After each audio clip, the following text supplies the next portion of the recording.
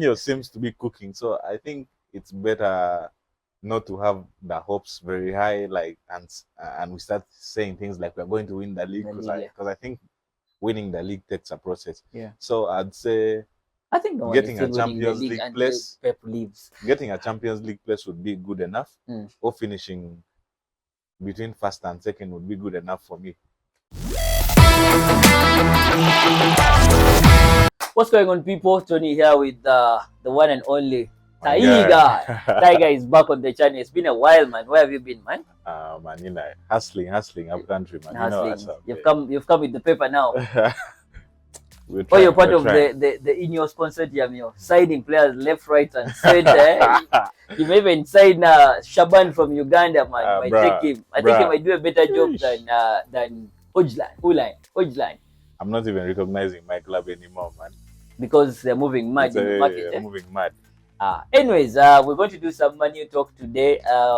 First, we're going to do Ten Hag, a year extension on his contract. What are your thoughts on that? I still feel like it's not actually a bad thing because a year it's good for them to assess and see how far it goes, how far the project moves along. And I know it's a short-term thing, and most Man U fans think Ineos may be like ungrateful because the guy has come in, he has won 2 trophies in like 2 seasons, which is something, a good return. Yeah, it's a good return. So, but a year is not bad. Maybe Ineos wants to assess and see how he's going to work with the new project and what before they decide to give him a longer contract. Oh, fire! Yeah. Okay, you are part of the Ineos consortium now. If next season Man U finishes number 9 or number 10, and then Ten Hag wins Europa, what will you do? Are you going to fire him or you're still going to keep him? Yes, you're going to be nice in the Europa. You're going to win a trophy. I definitely. But then you'll be number 9 or number 12. I definitely think he still deserves time because he has shown that he's capable of winning trophies. Because I know most clubs define success by with trophies, winning trophies. Silverware, just because I know Real Madrid. If you heard what Jose Mourinho said, Real Madrid doesn't really care about the type of football they play as long as there are trophies coming in. That's what most people care about. So if he keeps winning trophies, that's okay with me. Okay, now do you think Ten Hag is best a cup or a tournament coach than a league? Probably.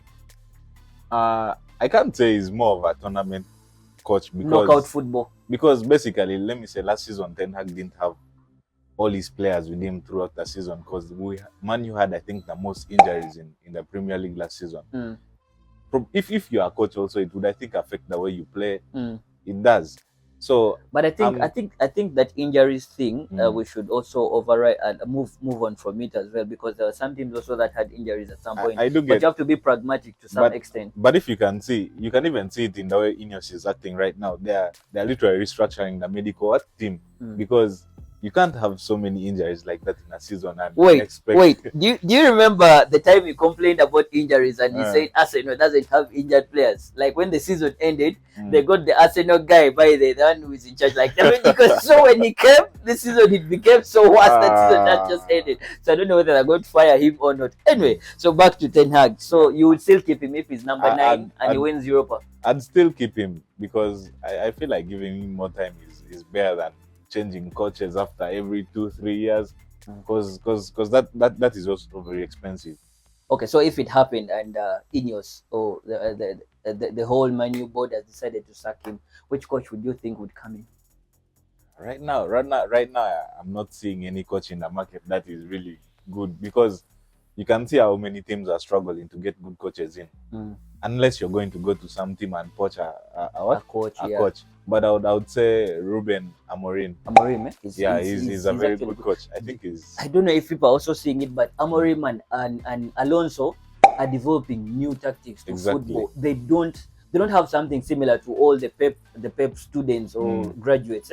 They have like a new way of playing football. If you see Sporting, man, they are very beautiful the way they play. Now Alonso uses for him his wing backs. Man, it's like very new tactics to all that, but yeah, it's still the Man U talk. Van Nistelrooy, the legend, is back at the club. I'm very happy. In fact, he's been one of my favorite players from way back. I think that's the first United jersey I ever owned when I was a kid. Van Nistelrooy, yeah. Ruud van Nistelrooy, still my best striker. You also still remember when he missed a penalty against Arsenal? And I know, but that was yeah, it happened. yeah. So basically, I think it's good for him to be back at the club, and it's very beneficial to a lot of players. I think the strikers are going to benefit a lot from his movement. Positioning and yeah, all that. Yeah. exactly. That would be very nice for Haaland and Zirkzee. Yeah. So I have a feeling Manu gave him a really good contract because he was a coach somewhere. He was coaching. Was it the Go Ahead Eagles? So the Go Ahead Eagles coach was brought also as a backroom staff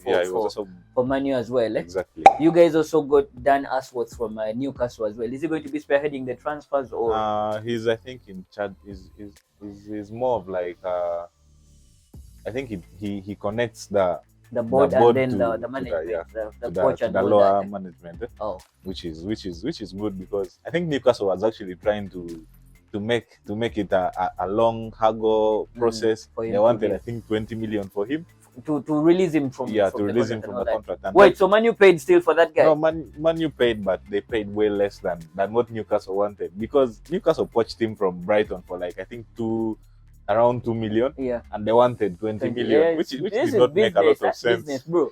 Had to get that money and the money. And I think he wanted to take them to court of attribution for that. For refusing to let him go. Exactly, yeah. So they must have come to an agreement somewhere. Yeah. So Manu paid way less, I think around 2 point something for him. Let's go back to Van Nistelrooy since he's back. Now next season, I'm just looking forward. I'm just having what ifs and all that. Haaland, were you impressed with his first season or not? I think Haaland had a good season. After all the stinkers he put, like the drought, I still do think Haaland had a good season because if you compare his stats from other seasons, this was his best season. From Atlanta, from Samgrass, all that. This was his best. He had goal wise, or even goal wise. I think he had more goals in all competitions.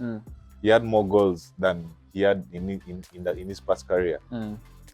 Okay. So I think he had a good season, but he has a lot to improve on. Of course, there are games where he would get lost and all that. But there was that time where his squad was it 7? Yeah, in 7 consecutive games. He was cooking, man. Which was good.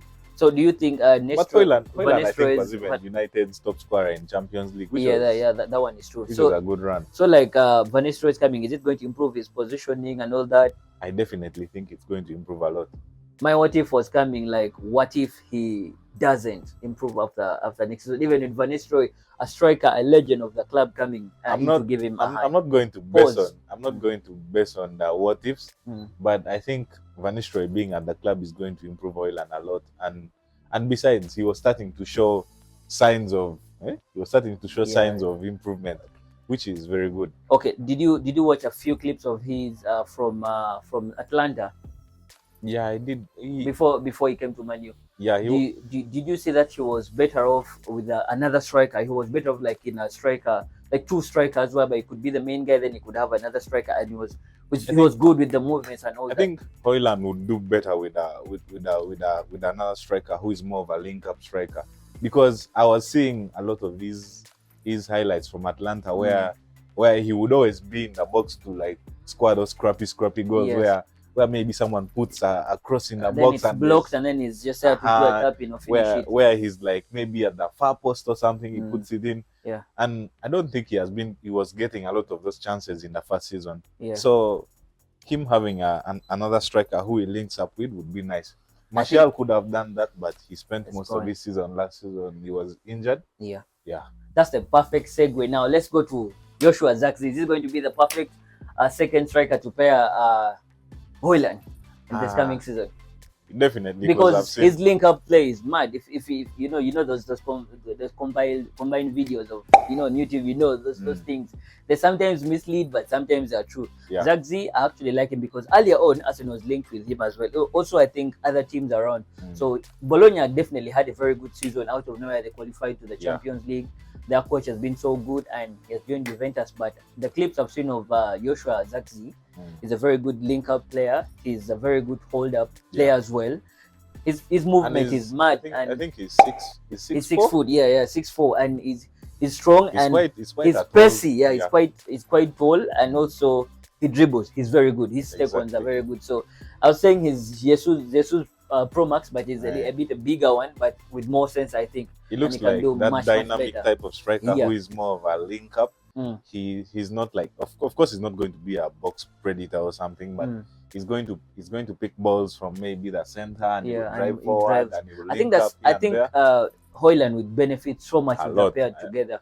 And the good thing is they're both very pacey. Yeah. So which is going to be scary for a lot of defenders. Yeah. I'm just saying this.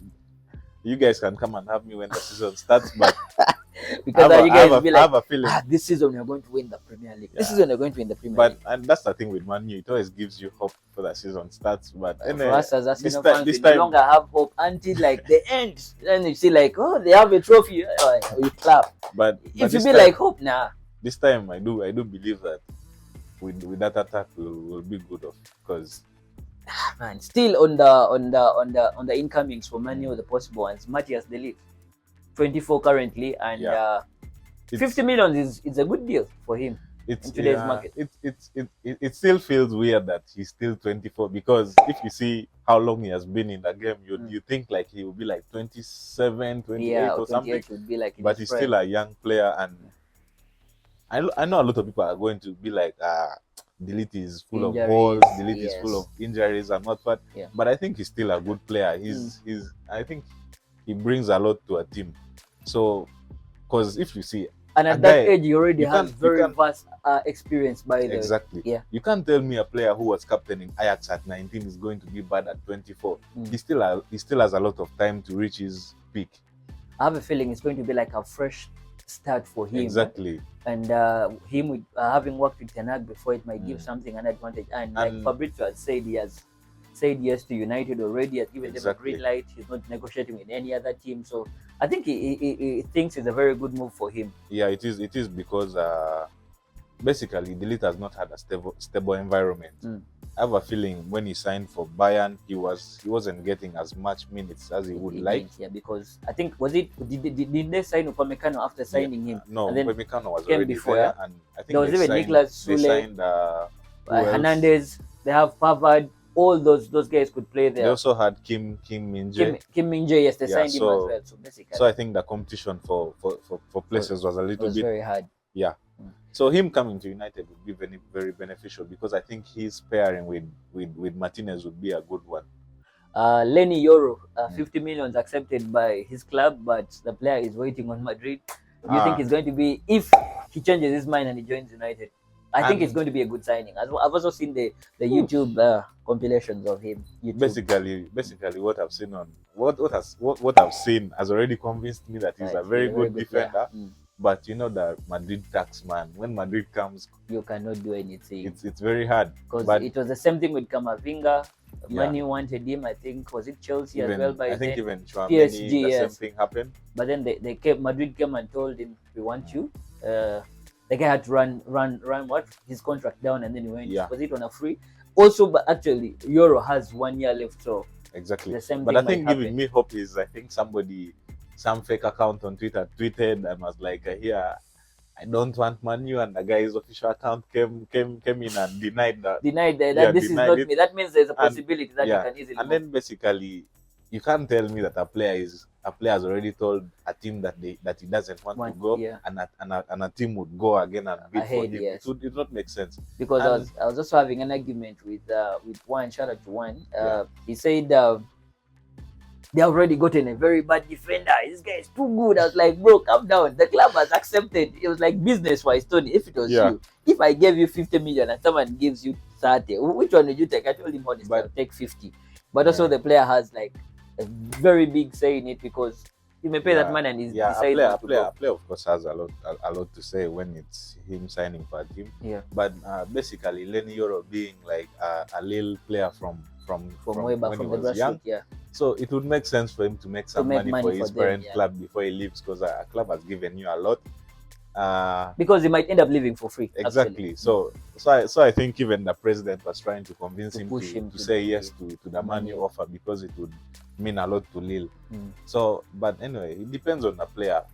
So there's no need for United to force him to come if he doesn't want, because it's going to be it's going to be Frankie De Jong all over again, and I don't want Man U.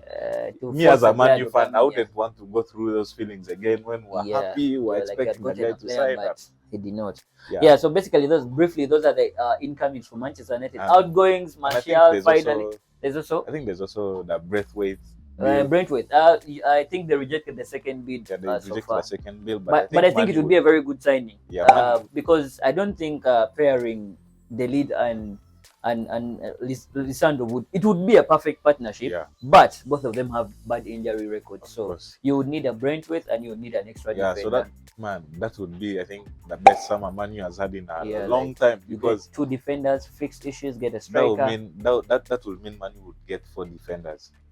Each centre back would have a backup. Bro, we have defenders and the guy is still signing another one. I think he's not sure with some of the players. And I think Man U also wants a left back on top of that. Luke Shaw is now 30. Can you believe Luke Shaw has been at Man U for 10 years? Is it? God. 10 years. It's still unbelievable, though he gets. But Malaysia, isn't Malaysia okay now? Is that he going to be available for pre-season? The rumors I'm saying is he's still going through. Hey, but that brother, he just came and got lost. The club doesn't talk about him. No one talks about him. Like everyone has forgotten about him. There was a period last season when Man U fans believed that Malaysia would have died. Because people are thinking he was dead or something. God forbid though, but no one was talking about him. The guy had like how many games, good ones, and then injury, came back, and then he disappeared again. Now for good. Then he appears via the FA final in the celebrations, and you're like, man, he's alive. This guy is still around. So like, you're talking about people who are no longer around. Martial finally left. Yeah. Van der Beek also. Yeah, Van der Beek just left. And then Greenwood, I think, is going to be joining. Greenwood is on the verge of leaving. Yeah. Sancho, the club wants 40 mils for him. I think he's not coming back to. It's going to be a hard deal for Sancho to leave, but he's not coming. He's not coming back. A first team spot for Diallo next season. You think? I think he deserves a chance, because in the last period of the season, he came in and he was really showing. I think it's actually the reason that's why you guys ended up lifting the FA Cup, because that goal against Pool was that goal was something else. Man. Yeah, it was it. And I like his arrogance. Yeah, he is. Like, yo, I'm the guy. What are you saying? No, you know kids who support Messi, man. They're all. Yeah, so it's actually a very nice conversation talking. Man, you're not talking about my team for now, because But anyway, subscribe to the channel if you like the thing. There's one more thing I'm going to be asking Tiger before we go. Subscribe to the channel one more time, like the thing, leave us a comment. Let's talk Man U in the comment section, like as well. So, target for next season for United in the Premier League, and then Europa, and then the domestic league. I'd say since the project is still starting, and now you guys in the project thing. Yeah, Ineos seems welcome to my zone. And Ineos seems to be cooking, so I think it's better not to have the hopes very high, and we start saying things like we're going to win the league, because I think winning the league takes a process. Yeah. So I'd say I think getting a Champions League place, Pep leaves. Getting a Champions League place would be good enough, or finishing between first and second would be good enough for me. Okay. I know being the Premier League champion is going to be hard. So you're going to get top 4, but it's possible. You're going to get top 4. You're going to get top 4. Yeah, Man U can get top 4. Okay. And probably win people a trophy and FA. that one is very possible. Or Europa League. Okay, that's possible, yes. But no Premier League is going to be hard. I won't say that. Oh my God. It's going to be hard. Yeah, it's going to be very so hard. Realistically, top 4 for you, top and 4. then a trophy at the end of top the season. Top 4 and maybe 1 or 2 trophies would be Europa? good for me. Europa and maybe an FA or Carabao would be good enough for me. Nice. It has been a nice one. I'll have Tiger on another episode as well. Thank you so much for always watching, and subscribe, and we're out.